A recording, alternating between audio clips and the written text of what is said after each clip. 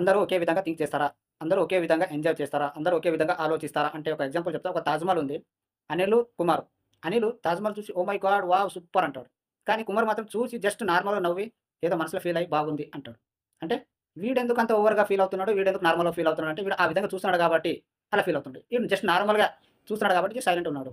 అంటే మీరు చూసిన బట్టి, మీరు చేసే బట్టి ఉంటది. ఒక ఎగ్జాంపుల్ చెప్తా. ఇంకొకటి ఒక అందమైన అమ్మాయి కనిపించినప్పుడు ఒకడంటాడు, "వావ్! ఎంత అందంగా ఉందిరా బయ్ చూడరా" అంటాడు.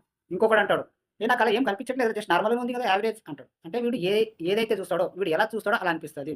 వీడు ఏదో అట్రాక్ట్ అయిండు కాబట్టి అలా అనిపిస్తాడో అలా అనిపిస్తుంది. వీడేమో జస్ట్ నార్మల్‌గా చూస్తుంది కాబట్టి నార్మల్‌గానే కనిపిస్తది. అలాగే నువ్వు ఏదైతే థింక్ చేస్తావో, నువ్వు మంచిగా అనుకుంటే, మంచిగా ఆలోచిస్తే మంచిగానే నీకు కనిపిస్తది. చెడుగా అనుకుంటే, చెడుగా చూస్తే చెడుగానే ఆలోచనలు వస్తాయి.